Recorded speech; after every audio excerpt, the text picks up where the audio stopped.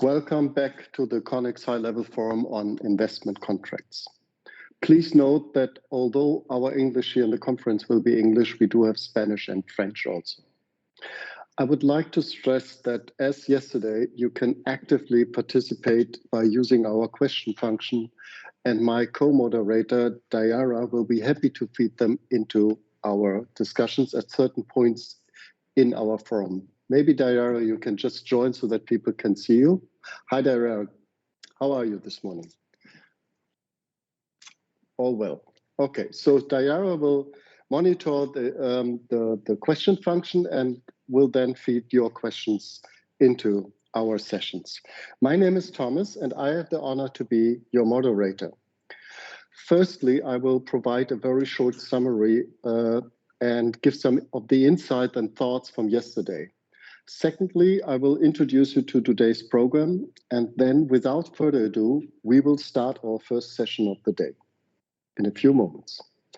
Yesterday, we had a wide range and wide array of experts and expertise, looking at three topics: case for transformative contracts, better understanding of negotiations support, and sustainable infrastructure. In the first panel, the German government, the African Union, the European Union, and one of the world's leading academics, Paul Collier, made the case for transformation and that better negotiated contracts could play an important role. Germany government State Secretary Bärbel Koffler confirmed that government's intention to continue supporting Connex and encourage other international partners to financially support the initiative. And following on Mrs. Koffler's plea, the EU's Margeta Jaga was encouraged with the results of Connex and pledged for further assistance too. The African Union particularly noted the value of negotiation support as well as the enormous need in infrastructure to help Africa to achieve the SDGs. In our second panel, we learned from Senegal, Rwanda, and Colombia regarding the practicalities of what negotiation support looks like. Each one brought their viewpoints. Santiago from Colombia mentioned the geotechnical aspects and assistance that supported his team to properly evaluate reports from hundreds of pages that a company has simply submitted to the government. And in Rwanda, Dennis mentioned that it was important to have someone in your corner in negotiation to empower you. And Rosalind in Senegal said that the learning by doing aspect helped to develop capacity. She also noted a change in ways of working. There is a noticeable difference before Connex and after Connex. In our closing panel yesterday, we had an engineer, a banker, and a government official discussing sustainable infrastructure. Matthew from the EBRD emphasized the project preparation aspect in infrastructure, that thoroughly planning is really crucial for the success and implementation aspects also of a project. Irene from the finance ministry in Zambia echoed that and was keen that the exchange between international and national took place. All learn from each other, and it is important that expertise stays on the ground and does not leave on the plane after a short visit. Finally, Mike Evans from Arup emphasized design and infrastructure. Better, more strategic design can improve the service for end users, but it can save an enormous amount of resources, whether it be concrete, steel, or money. So to rethink actually the concept of how to build infrastructure, that was his point. Let us now turn to our program of today. Today, we will focus on the role of investment contracts in dealing with climate change. A fundamental change is needed, and most experts agree on this, to achieve the Sustainable Development Goals in the Paris Agreement. The decisions we make today regarding infrastructure and investments will lead us either to a low carbon, inclusive growth path, or to a high carbon, inefficient, and unsustainable future. This transition will be very mineral intensive, lithium and copper to name just two. The World Bank, and yesterday we heard these numbers already, estimates that mineral production could increase more than 450% by 2050 to meet the demand for clean energy technologies. We've seen dramatic price rises in the minerals required for the transition, also just in the last few weeks. How these minerals are produced will have a lasting impact on the clean energy transition. Today, we will first approach our topic very wide, then look into the case of critical minerals. We will listen to the needs of the partner countries, and finally, again, keeping it practical. Let us start with our first session. In our first session of today, we will turn our attention to investment contracts, climate change, and just transition. I'm glad to welcome our panelists and distinguished speakers here. Okereke, and I will introduce each of you in a few seconds, Dr. Sören Dengg and Johnny West. And Professor Chucks, and you forgive me if I call you Chucks, but I heard you call yourself always Chucks. Professor Okereke is the director of the Center for Climate Change and Development at the Ekwueme Federation University in Nigeria. And previously, he was a professor at the University of Reading. And Professor Okereke is currently the coordinator, lead author of the United Nations Intergovernmental Panel on Climate Change. Welcome, Professor Chucks, to our forum. I'm also glad that we have Dr. Sören Dengg with us. Dr. Sören Dengg has been a strong supporter of Connex since the outset. He took up his current post as head of energy, infrastructure, and hydrogen and raw materials division at the BMZ in 2016. And he also knows the private sector because before joining the BMZ, he was the vice president of government affairs at Deutsche Post. Dr. Dengg, I'm also glad that you're with us and will share your point of views and your perspective. And last but not least, we have Johnny West with us. He is a leading analyst of natural resources and economics for public policy. He has advised over a dozen governments in negotiations and regulation of revenue flows and has widely published on the subject. He is currently leading the development of the Global Fossil Fuels Register for Carbon Tracker in London, the world's first public database of carbon emission at asset level.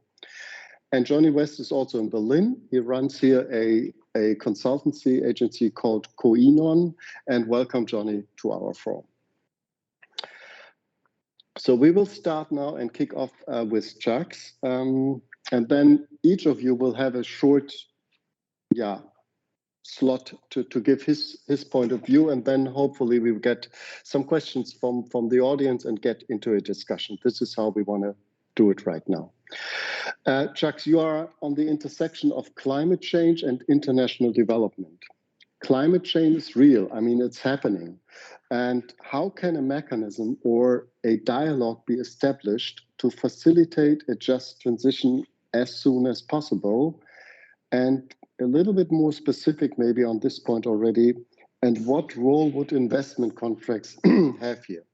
Chucks, the floor is yours. Welcome. Thank you very much, Tom. It's a pleasure to be here and to share the panel with other distinguished speakers. You are right that climate change is happening. I think actually the question is not so much how do we establish a dialogue, because there is already quite a lot of dialogue that is happening at the international level, at regional level. For example, the UNFCCC, we discuss issues of mitigation, finance, adaptation, loss and damage, and technology transfer. There will be a United Nations General Assembly later this month. We have the Finance for Development Framework in Addis Ababa, I think in 2015. We have the EU Agenda 2063, which has a lot to do or say about green transition. And then we have the EU Green Deal. We also, I think last year, had the EU African Summit. And then we have the Just Transition Partnership dialogues that are all happening. The problem, however, is that many of these dialogues suffer at least two important weaknesses from an international development perspective. There is still a huge power asymmetry that characterizes these dialogues. And so in most of the cases, poor countries that are actually at the receiving end of climate impact and that have contributed the least to climate change feel that they are being talked at or talked to. And so the dialogue is not really characterized by a sense of equality and a symmetry. And the consequence of that is that the needs of these poor countries are most times not effectively represented in the outcomes of these so-called dialogues and agreements. And the other challenge is that many times these dialogues are quite superficial and they don't get into the nitty-gritty of the specific actions that are required to enable just transition for the poor countries. And you're right that a central issue here is actually about capacity and capacity to strike good deals. A critical example is the Just Energy Transition Partnership that was struck in Glasgow last year. After Glasgow, many African countries came to me and said, Chucks, why is it that South Africa was able to get this deal and we were not able to do so? Well, one of the main reasons is that South Africa has relatively greater capacity to negotiate the finance, the infrastructure, and the other aspects of the deal that made the Just Transition Partnership Agreement plausible. In many cases, we, and by that I mean poor countries, don't have the capacity to strike good contracts and good deals. And this has manifested in many different examples and issue areas. Just last week, it emerged that Nigeria may be owing about 7.58 trillion naira, or about $12 billion in damages that it will have to pay to foreign investors because of default of contract. But when you read under the in between the lines, you'll find that there are some commentators that are actually saying that those contracts were actually unfair to Nigeria in the first place. And indeed, that if Nigerian negotiators actually knew what they were doing, these foreign companies may actually be owing Nigeria a lot of money. In some case, they mentioned 23 billion. Now, just 3 days ago, Nigerian press, it broke in the Nigerian press that Nigeria has settled out of the court, paying another foreign company that is into iron ore, steel, and railway, 496 million in damages because of contract failure. Indeed, this company had claimed $14 billion, but then Nigeria settled out of court. Take another example of the Malabu oil. 1998 started and Nigeria ended up settling the NNPC, Shell, Total, Ajip, Eni, and it cost Nigeria about $2 billion. And so you see that there are practical examples of how Nigeria and many other countries in Africa are already paying through their nose for the lack of ability to negotiate good deals. Now we see a lot of rush for gas in Africa and hydrogen and a number of other minerals that are critical, as you said in your introduction, as vital for enabling this transition. Whether Africa profits from these deals will depend more or less on their ability to negotiate sound contracts. Let us ask ourselves, why is it that we have so much oil and gas in Nigeria, but we are in darkness in this continent? And yet on a daily basis, millions of barrels of oil flow from Nigeria through to Europe and other parts of the world.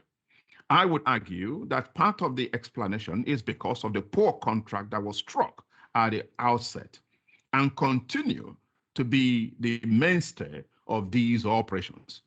And that is why I have argued with my colleagues in the African Forum for Climate Change, Energy and Development that the question is not so much whether Africa is open to giving Europe more gas at this critical time, but it's precisely what kind of contract would underpin those kind of deals to make sure that Africa gets value for money.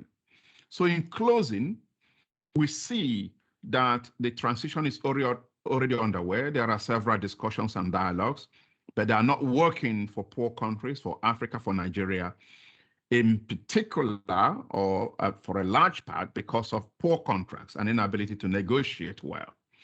And so one of the things that have to happen is that Europe and the rest of the world need to back Connex and other agencies that are actually thinking deep about these things, because otherwise we'll just stay at the superfluity and the superficial level.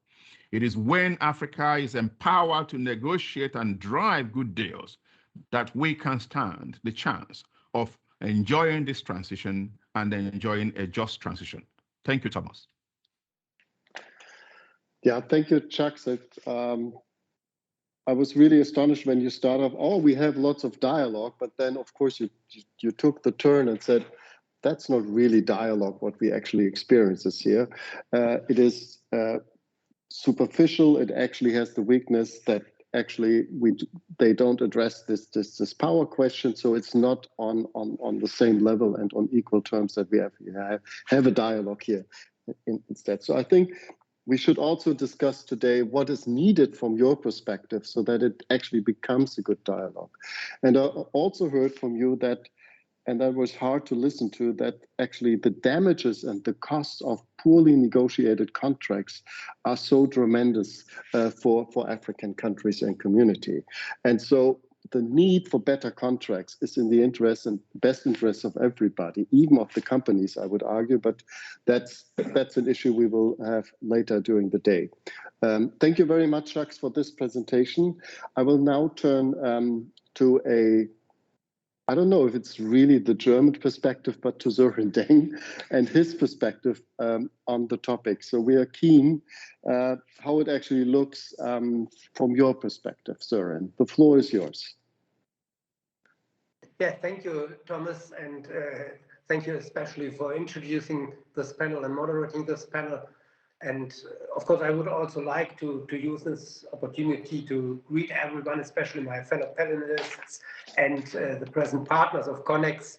Connex, as you know, is an initiative which Germany very much supports, and therefore we are very interested to get all the different opinions and hear what the problems are. And let me also greet you all on behalf of my Deputy Director General Heike, Henn, who had planned to address this panel today, but unfortunately has to participate in a session on budget questions with members of parliament, and everyone will understand that is first priority always. It's a budget question, which is also very important for the BMZ and for our work with our partners.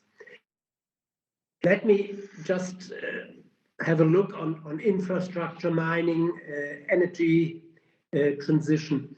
We see that today infrastructure and mining sectors are facing multiple challenges. The global commitment to combat climate change, but also the current energy shortage, puts serious strains on the sectors, and Russia's war against Ukraine demonstrates the fragility of our energy supply. The current crisis may have caused an observable short-term push for more fossil fuels. Essentially, however, it underlines the urgency of an energy transition to lessen our dependence on fossil fuels. And together with our partner countries, we aim at creating the right framework conditions for sustainable transformation of the energy sectors and at giving people access to green and emission-free energy. And for this, investment contracts are extremely relevant because they lay the ground rules for multi-million-dollar projects in key sectors. Mining, in this respect, is a crucial sector since several minerals are critical to achieve the energy transition. And these raw materials, such as, for example, copper, cobalt, or lithium, are used for technologies such as wind turbines, solar panels, or electric vehicles. And infrastructure is equally relevant because it involves trillions of dollars and impacts billions of people. How infrastructure is built can significantly reduce its carbon footprint. In many of our partner countries, investment contracts serve as a basis in these two sectors. I therefore expect that the number of contracts will rise in the near future as we are seeing increasing investment in mining, in infrastructure, and also in energy projects. And from a development perspective, this offers us unique opportunities. As Chuck just described this situation with many examples, as a well-negotiated contract can establish and should establish safeguards for our climate and environment, but of course also look for benefiting the people and the economy of the countries. And in this respect, we think that Connex can play really an important role to help especially the poorer countries to come at the end to fairer contracts and to negotiate on a level playing field, what, as we see it, often is not the case at the moment. Mm-hmm. So far from my side for the beginning. Thank you. Yeah, thank you, Sören. What I heard from you is that it is from a German or global north side in the best interest if we want to have the transition to a green economy, to support the global south in making better contracts because they play a global role. So it's not because we are good people and we want them to bum. It is really in our best interest. So it is both. We are solidaric with them, but at the same time, it helps us also to gain or to reach the Sustainable Development Goals of Paris. Yeah, so it's in the interest of all on the table. That's what I heard. Is that right? Yeah, and it's an important part of a just transition, as we call it. Yeah, that's in our own interest to help to come to a just transition for all of us, and not only industrialized countries, but we need the cooperation, and we need fair cooperation to lay down for just transition. Yeah, thank you. We will now turn to our next speaker, to Johnny. But before we do this, just a thought, because it always sounds too well when we talk about what needs to be done, just transition, green economy, and then we hear the stories from Africa, and the reality is so different. And that's something that, I mean, I'm hearing this now for 30 years. So when do we actually start to change? And maybe with having said this, Johnny is the right partner to talk about that. If you look from your perspective, being a consultant on all these sites, what are some practicalities around ending fuels and going to green economy? And how can, for example, contracts may be also more flexible so that all these examples that we heard from Chucks don't have to happen anymore? Johnny, the floor is yours. I'm really curious to hear your perspective. Welcome. Thank you. Yes, I was very struck by what Chuck said. I mean, it's not the first and probably not the last time that we hear that kind of feedback from, people on the ground, ground checking reality. I mean, to your question, what is needed? I mean, the energy transition, of course, is entirely global, although we are talking here about negotiation support largely in the context of the Global South, because that's been the remit of Connex. It's probably the first thing to acknowledge around the energy transition is that it's entirely global.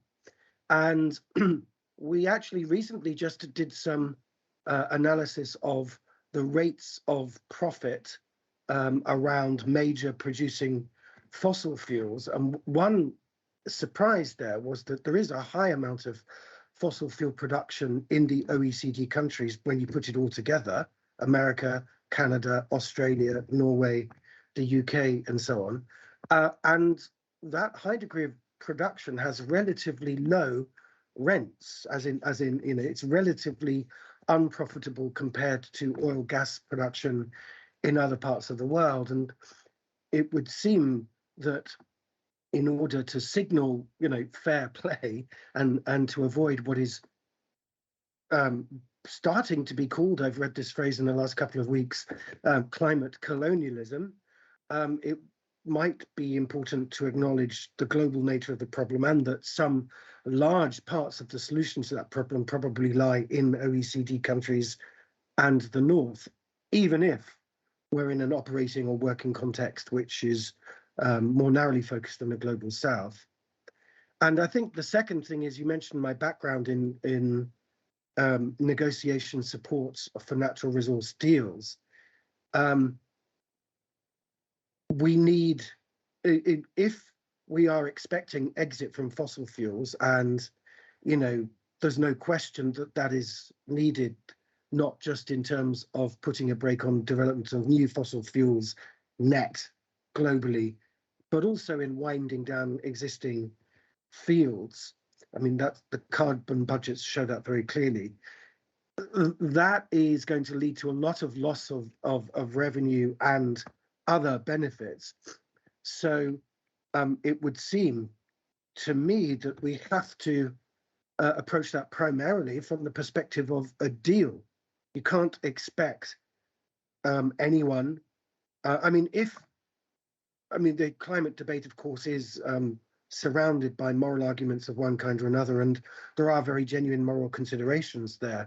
But when we can't really expect large-scale operations to wind down or development to be put on hold in most contexts involving real societies, real governments, real jobs, real tax dollars, unless there's a deal of some kind there.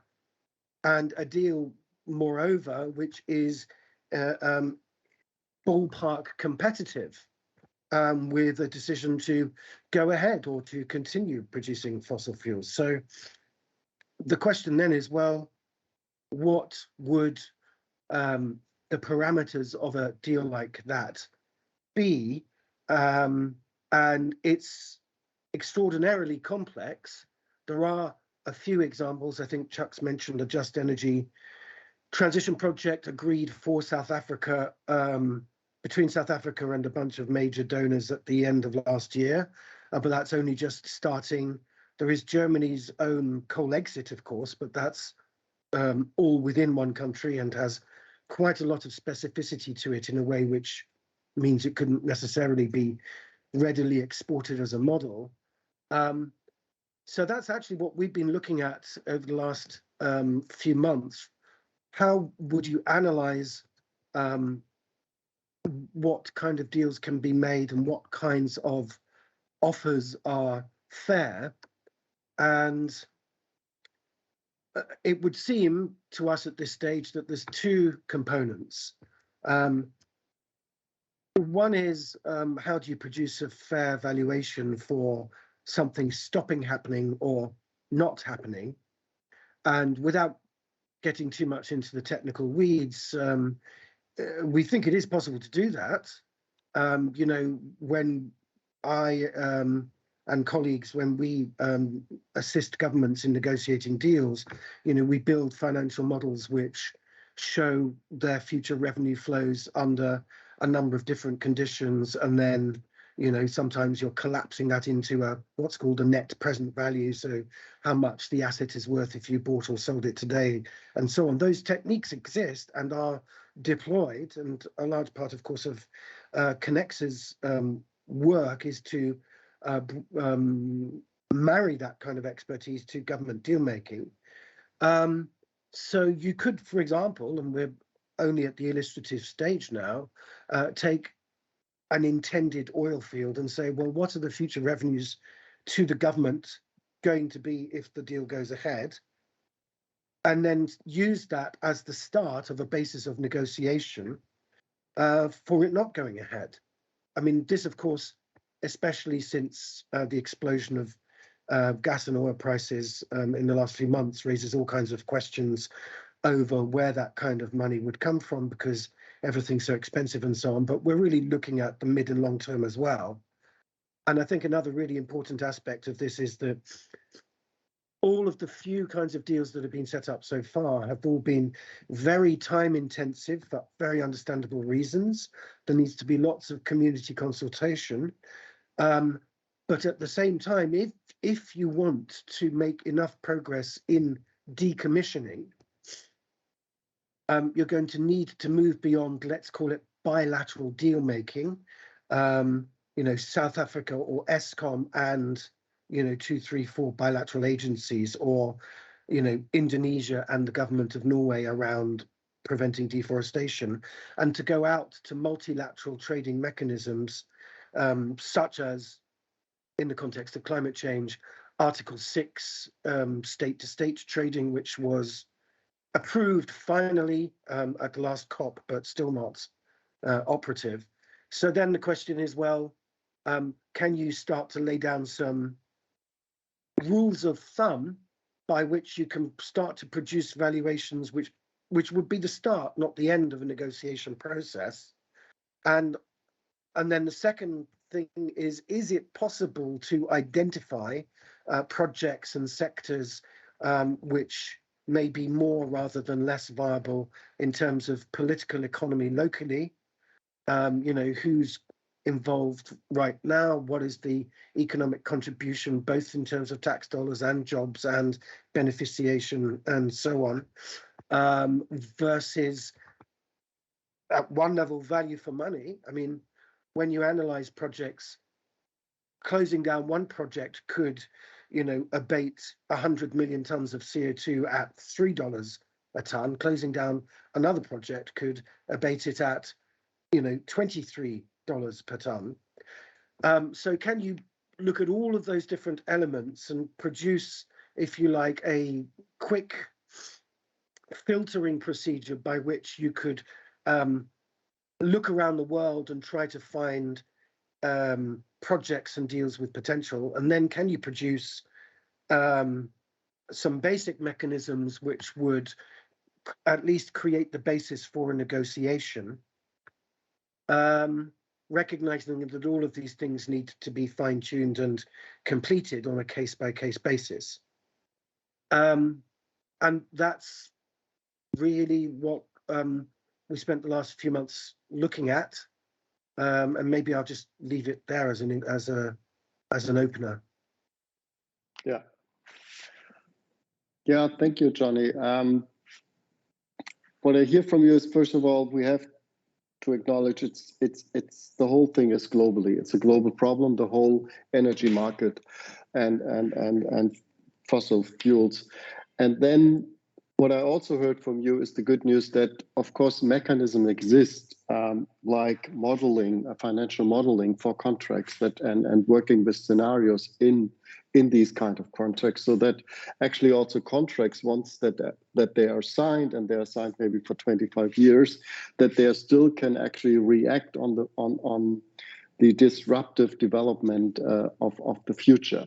So that might be one thing. But what I also heard from you is that in this very complex and complicated thing, you really have to go down in all these technical details in order to make just and good contracts. I hear that we do have some questions from our audience to the speakers, and I would like to welcome Diara to come in and maybe to present one or two questions. Diara. Please. Yes, thank you so much, Thomas. We have some questions coming in from the audience, and the first one would go to Professor Chuck, who spoke about the huge damages for the government because of contract failure, right? So the question is, in the case of Nigeria, what capacities or what kind of expertise would be needed to negotiate better contracts and thus avoid contract failures? Thank you. Chucks. Oh, sure. It is quite clear that a range of expertise would be needed. You know the story I told you about how Nigeria actually quite recently ended up paying about $400 million to a foreign company. We submitted, or the government, as a result of the furore that arose, certain international experts came in and looked at the contract documents.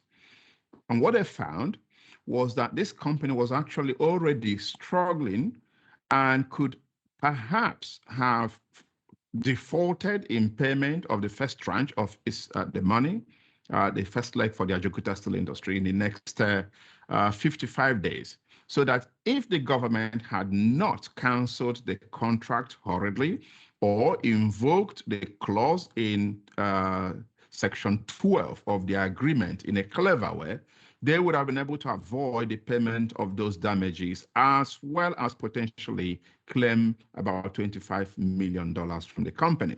So obviously, there was a lacking of the legal contract understanding or expertise from the Nigerian perspective.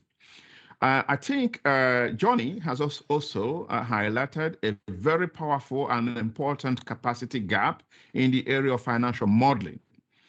Now, many times, African countries, Nigeria inclusive, even in the high up, the level of the Ministry of Finance, they don't have expert financial modelers to be able to actually indicate clearly what is the kind of range of profit that could accrue from a particular deal. So there's a bit of a mucking about.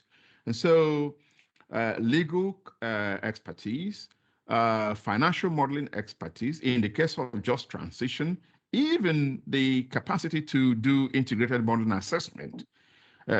I am leading a project called the Deep Decarbonization Project, or Pathway for Nigeria. Our president announced a net zero target by 2060 last year at Glasgow.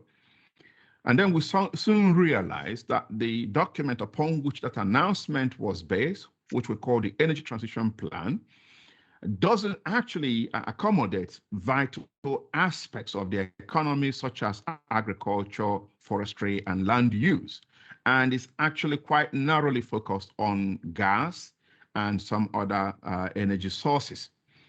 We also still don't have access to the data that produced the net zero plan upon which our announcement was based.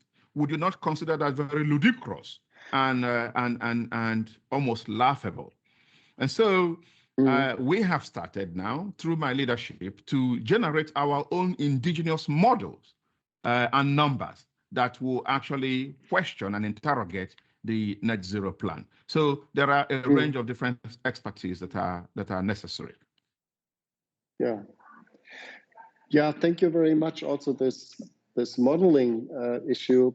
I remember a case I did myself, and then actually the private company, they came with financial modeling, but it was so intransparent that the government didn't actually understood it. And then only when we brought in a neutral agency that made the modeling, then all the data were on the table and everybody could understood what we could talk about. So I could imagine that an initiative like Connex is here utterly important to do to bring these kind also of transparency to the table so that everybody can make informed decisions. I think Diara, we have more questions. Yeah, please. Yes, exactly. Thank you. We have another question that could go to any of the panelists. So I'm reading out the question. How realistic is it for developing countries to transition? Is it only about financial resources and about getting contracts right, or are there other aspects that have to be considered? Yeah, I like that question very much. So who wants to react to this? Maybe all three of you. We have another few minutes. Chucks, you can pause for a second. I see that you want to talk about it, but I would start with Sören, then go to Jenny, and then give Chucks the last word on our forum. Is that okay with the three of you? Yeah. Okay. So Sören, what is needed beyond what we are talking about? If I summarize it like this, is that rightly understood, Diara? Yeah. Okay. Yes. Yes, of course. Contracts are, let's say, are only at the end of a process. Of course, we are facing a situation where we have to look in a general development, what is going on international energy markets and so on. And of course, especially our partner countries have also to face that the whole landscape is changing, and that means we have to look that there is a risk of stranded assets, and that we have to address the new situation in time. And of course, that's also something that has to be done by contracts. So of course, they have also to address some aspects if you look into a just transition and look into the general situation. So firstly, climate change is of course causing considerable environmental and financial damage, and thus these aspects have also to be addressed by the contracts, not just as a niche topic, but as a red line. And secondly, perhaps phasing out of fossil fuels should happen as early as possible. And that can also be done, or contracts can help to minimize the risk and insecurities linked to the potential losses in the shift from fossil fuels to renewables.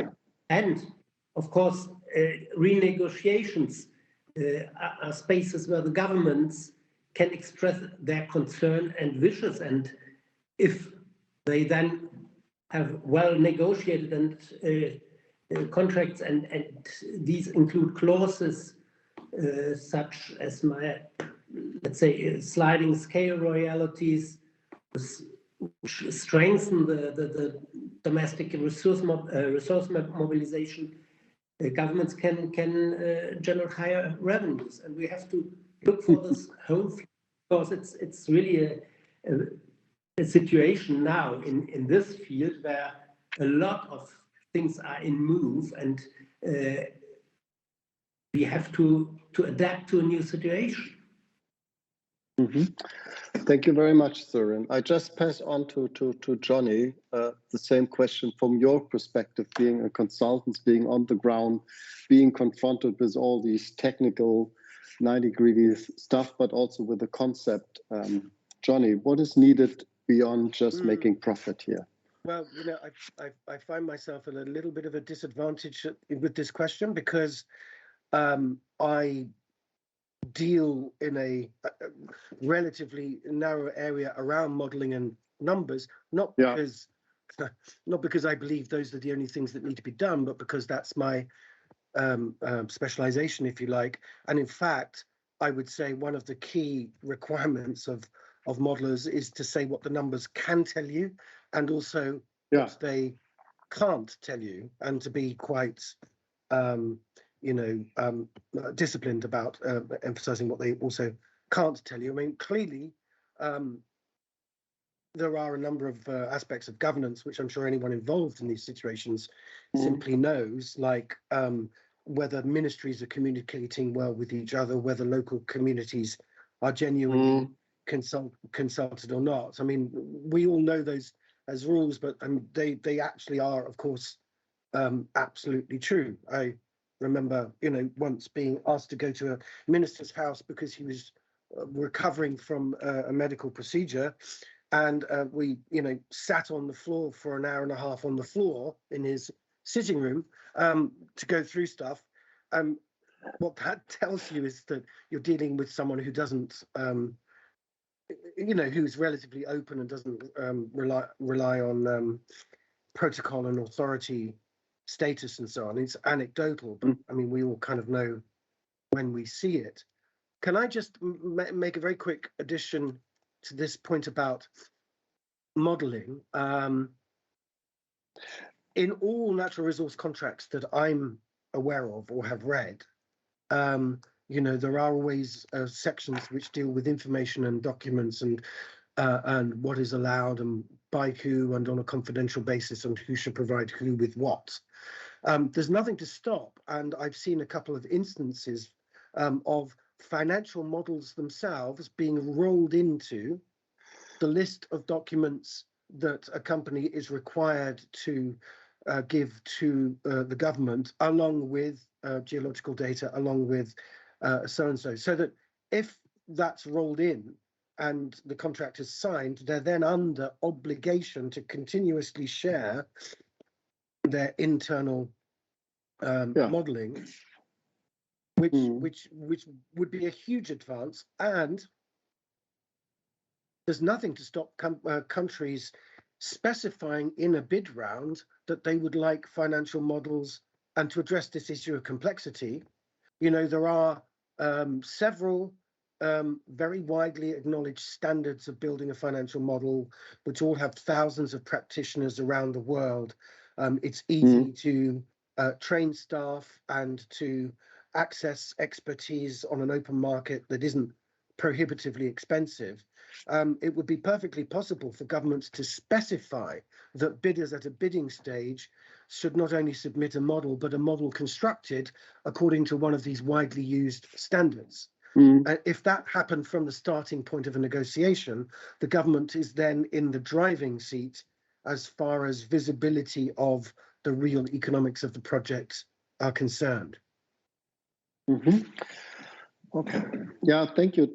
Thank you, Johnny, for sharing this. This kind of modeling, and then also focusing or just pointing out to that actually what can numbers tell and what numbers can't tell. And I don't know if you know Daniel Kahneman, one of the leading psychologists who actually made a major research on how people decide, and he found tons of examples that people actually cannot, and our brain cannot actually process numbers right. So they need to be explained, they need to put into context so that they actually can have an impact on informed decisions. I was a little bit astonished because I thought when we had this question that we will also talk about the necessity and the importance of relationships, of teams working together, that they actually also learn from each other. But Chucks, I don't know what you see, that if it's what is more needed than just the contracts. Yeah, Chucks. Well, thanks very much. Johnny makes a lot of excuses, but ends up making very, very powerful points. That's what a lot of things that are needed beyond numbers and contracts. First of all, we need to really frame this question and its issue properly. When you look out there, there's a lot of poor framings. People are often, talking about climate action, the need to address climate change, sometimes in isolation to the wider developmental challenges that are facing Africa. Oftentimes you hear the frame or the framing of the problem in terms of fossil fuel versus renewable energy, rather than the broader issues or principles of just transition, such as the principles of energy ownership, access. Other times you see people talking about contract in terms of what will allow Africa to have just energy for cooking, and we are not really talking about energy for development and industrialization. The other thing that needs to happen is wider institutional reforms. Rich countries like Germany and other countries need to keep their promises. $100 billion per annum was agreed to go to developing countries. Rich countries have not been able to keep this promise, let alone talk about the nitty-gritty of the contract sums. Then also, we really need wider institutional reforms outside of climate change. It would be good to tackle the issue of illicit financial flows, even the legal reparations of profit from mining companies, oil companies, and other concessions in Africa is almost criminal, if you ask me. Then there's need for greater transparency around numbers and contracts signed. The Publish What You Pay was a very useful campaign, and I think something more around those can be done. Then we can also talk about the issue of debt cancellation or debt for climate swap. Poor countries are having to grapple under extreme high debt burden, which are actually tying future generations into unsustainable debts. And these are sometimes in order to take basic actions to mitigate climate change.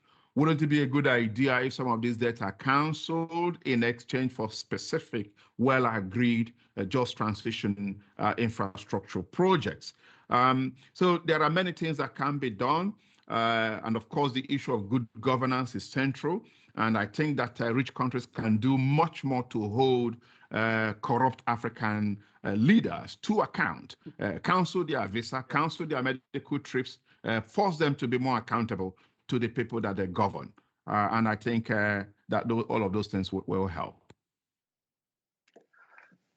Thank you very much, Jacques, also again for these these points, pointing out that what I hear is that the rich countries not only have to keep their promises, but they also have to do their homework properly and to be prepared to empower governments to have better deals and to make better contracts. I also heard that that it needs actually this Publish What You Pay, that we have the transparency, that everybody has equal right to information and data, so that everybody can make informed decisions, and that corruption and these kind of things actually, but that people actually made accountable for what they're doing. Even if they're criminals, then we have laws and we have actually also justice, hopefully. So thank you all very much. Also talking about that, actually, there's a lot we actually can do. Tools are there. We have experts like you who actually do this already. At the same time, as I said before, we're hearing this pledging for change for 20, 30 years now. So things needs to be implemented. But thank you very much. And I think what I heard from you also is that Connex is an initiative that actually needs to be supported, because it actually does the right thing to get these better deals and contracts, so that at the end everybody wins, and that we actually reach our GDS. Thank you very much for this forum. Thanks for the questions from the audience. And we have a 10-minute break now, and then we will resume here for our next forum. Thank you very much. Bye-bye. Thank you.